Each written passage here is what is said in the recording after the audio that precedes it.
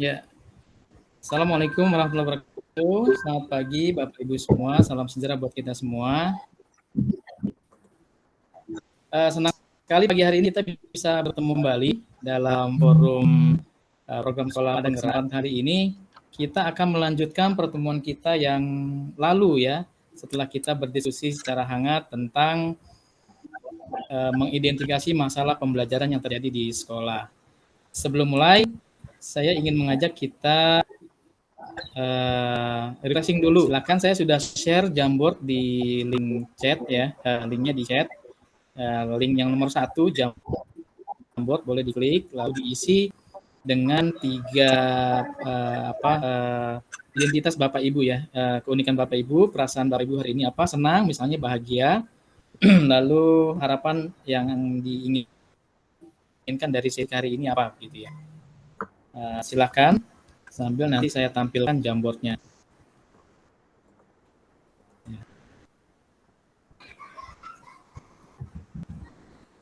Sudah muncul Jamboardnya Bapak Ibu saya tampilkan? Sudah. Ya, baik. Terima kasih sudah mengisi. Senang perasaan hari ini. Ya. Pakai singkat boleh, pakai yang teks juga boleh. Harapan dari sesi hari ini apa? Boleh diisi juga Bapak Ibu semua.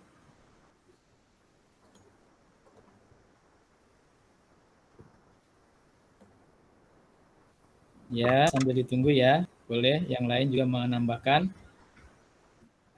Ada 3. Baik, terima kasih. Mau belajar tentang perencanaan berbasis data. Terima kasih. Lalu ingin memahami semua materi yang diberikan. Kita tunggu satu lagi ya. Terima kasih. Jadi sudah dapat 5 ini ya yang mengisi, mendapatkan informasi perencanaan berbasis data. Baik, terima kasih Bapak Ibu semua. Ini mudah-mudahan bisa mencairkan suasana dan kita lebih siap masuk ke pembahasan kita pada fasilitasi hari ini. Saya lanjut lagi ke materi ya Bapak Ibu.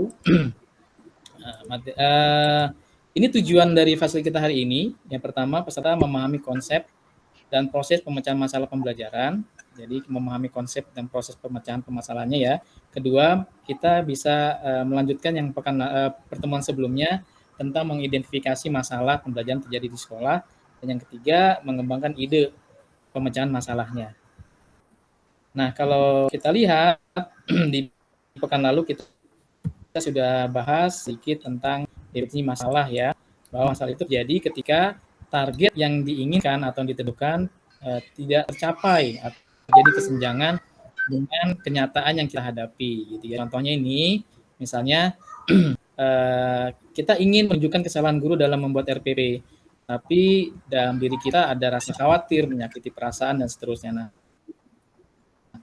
artinya dari sini di mana masalahnya? Apakah masalah di targetnya atau di kesenjangannya? Nah, kita sudah bahas bahwa masalah itu jadi di kesenjangannya. Dan kalau boleh kita refleksikan sedikit, kita sudah bahas di pertemuan sebelumnya, kita mengidentifikasi masalah dari data-data yang kita miliki, ya, data target dan juga fakta-fakta yang ada. Boleh Bapak Ibu menyampaikan sedikit refleksinya, bagaimana caranya kita mengidentifikasi masalah? Silakan.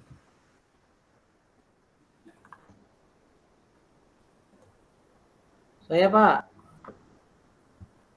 Boleh Bapak Ibu, silakan. Pak silakan Pak. Baik, saya dulu Pak ya. Baik, kalau untuk mengidentifikasi masalah itu biasanya Pak. Oh ya silakan. Ya. Kalau untuk mengidentifikasi masalah, ya. Biasanya yang saya lakukan, saya melakukan pengamatan Pak kepada siswa, kepada lingkungan sekitar. Bisa juga saya melakukan interview, tapi tidak terlalu formal Pak. Jadi saya komunikasi 2 arah dengan siswa. Jadi saya gali informasi secara halus sehingga mereka bercerita-cerita, kemudian saya dapatkan permasalahannya apa. Begitu Bapak. Baik. Terima kasih Pak Swendri, bagus sekali ya. Ini mengingatkan kita kembali atas diskusi kita di pertemuan sebelumnya.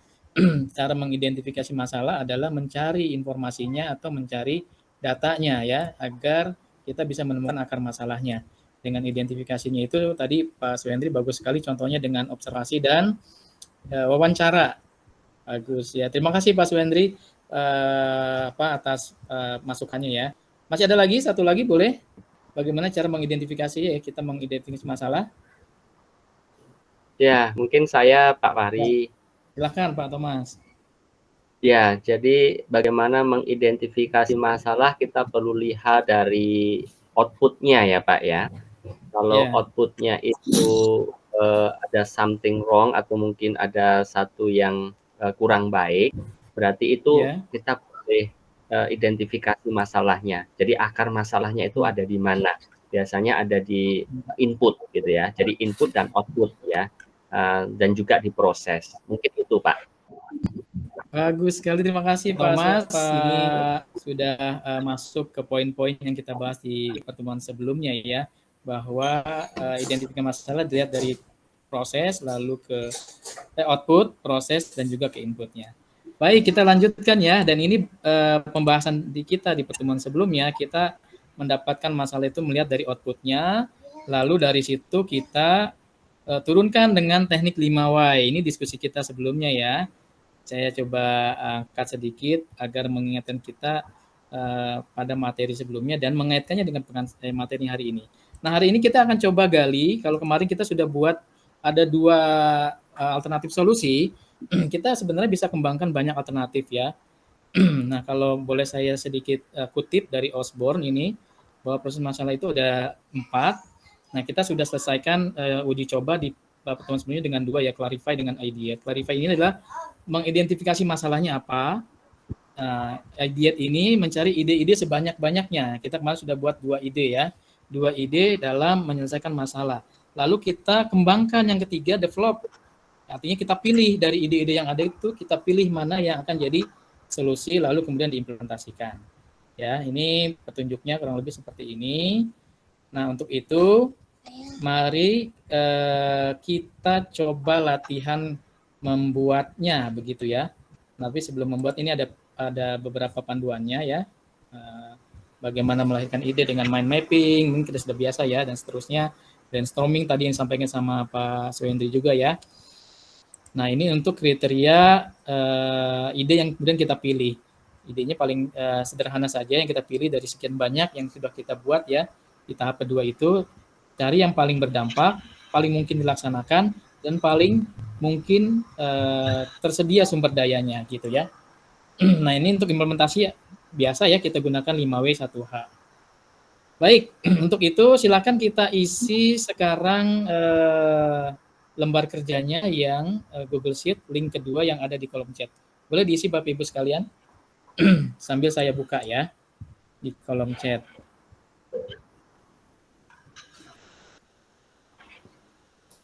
Ya, ini sambil saya buka. Ini muncul tidak Bapak Ibu? Untuk yang ininya. Nah, ini ya. Nah, pekan lalu kita sudah muncul tidak Bapak Ibu?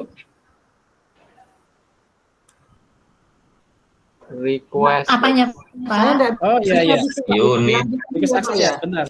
belum dibuka, Pak. Iya iya. Baik, sebentar saya buka ini.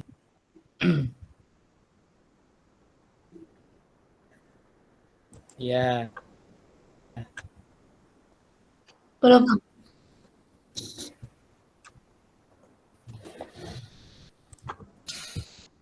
Ya, silakan Pak. Tambahkan siapa yang mau menambahkan pekan lalu ini kita sudah punya 2 ide untuk penyelesaiannya, boleh ditambahkan lagi sampai 5 saja buat sebagai latihan. Silakan. Siapa? Langsung diisi saja boleh. Terkait dengan masalah kita temukan yaitu kemampuan numerasi rendah ya dari data output yang kita miliki.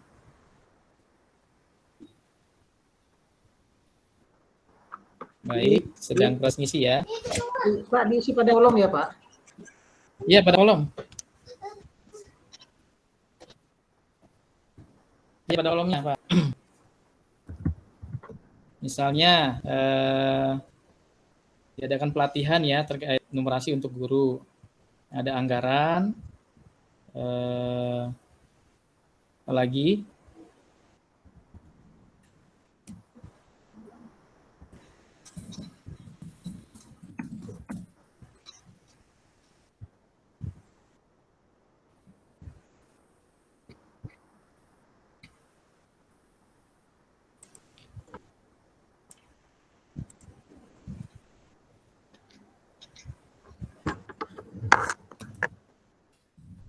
Ya, silakan Pak, Bapak Ibu.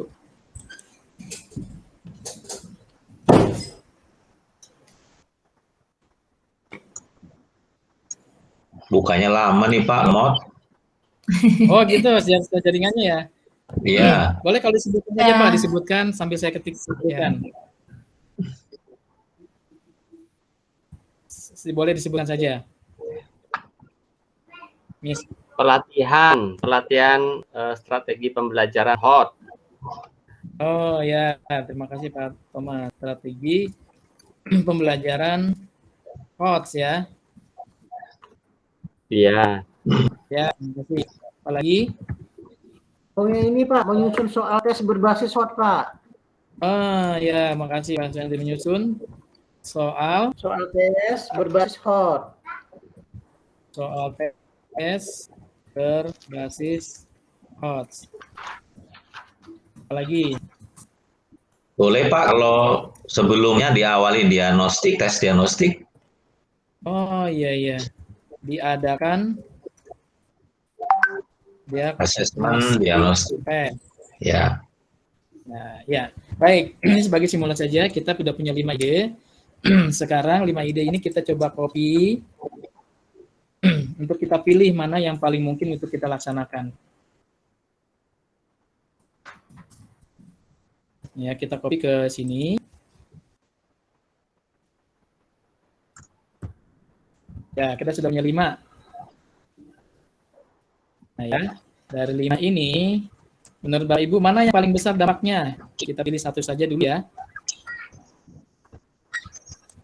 Yang mana? Yang paling besar dampaknya kalau dilakukan di antara 5 ini?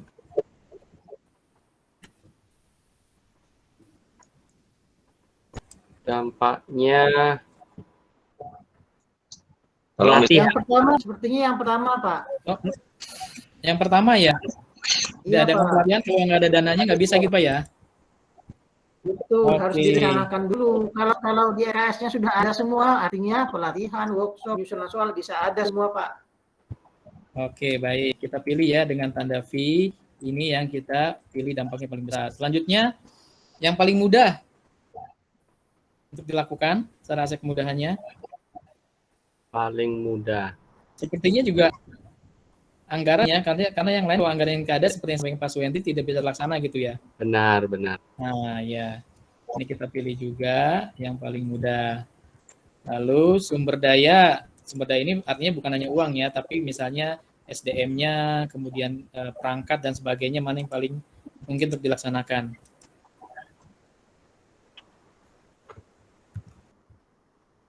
Yang mana Bapak Ibu?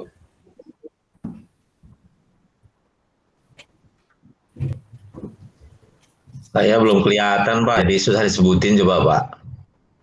Iya. Lemot. Baik. Ada alokasi anggaran, lalu yang kedua pelatihan, yang ketiga pelatihan dengan terkait pembelajaran numerasi ya. Yang ketiga pelatihan strategi pembelajaran HOTS, yang keempat nyusun soal tes, yang kelima diadakan tes tadi Pak. Mana yang sumber dayanya sekolah sudah punya nih, kita sudah bisa melakukannya gitu. Yang mana Pak? Mungkin yang kalau ini kita Pak. Lihat dari sekolah. Ya, silakan Pak Hendri. Ini Pak, ada beberapa guru Pak di sekolah kita Pak. Ya. Guru ini ya ada 3 orang yang sudah pernah ikut penyusunan soal-soal berbasis HOT Pak. Ini artinya diberdayakan. Ya, berarti sudah ada ya. Baik. Ada Pak, baru 3 orang tadi Pak. Oh, tapi baru 3 orang ya, artinya belum bisa maksimal juga. Nah, dari sini sebenarnya kita akhirnya sudah bisa memilih bahwa yang kita pilih yang paling banyak dari 5 ini adalah yang nomor 1. Prioritas untuk segera diadakan adalah aspek pendanaannya. Baik, terima kasih Bapak Ibu.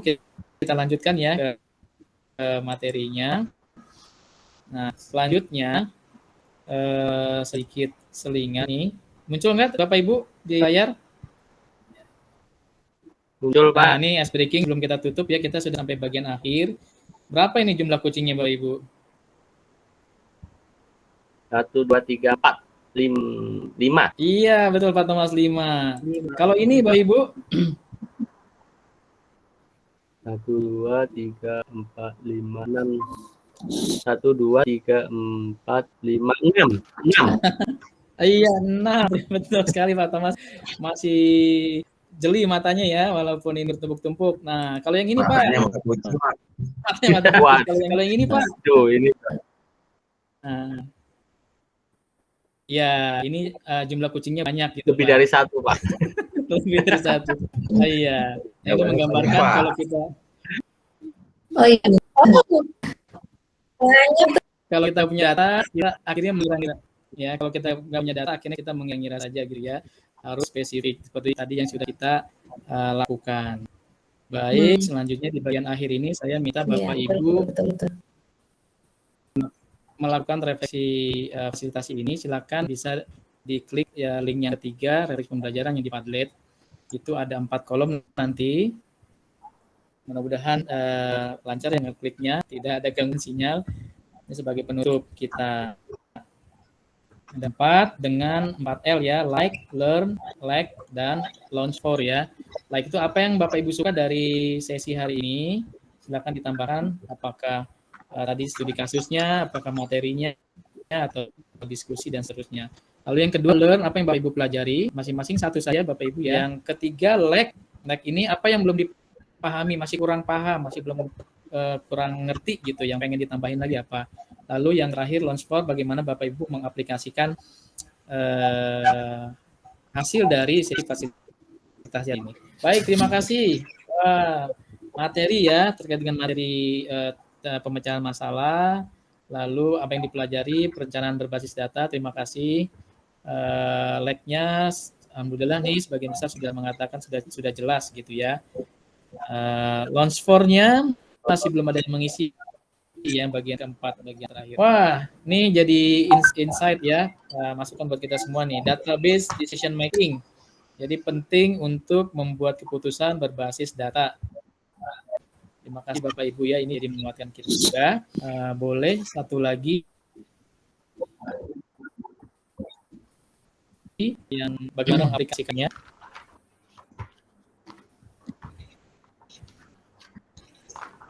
Masih ada Bapak Ibu? Sepertinya masih proses ini ya, loading. Bagian akhirnya, launch for.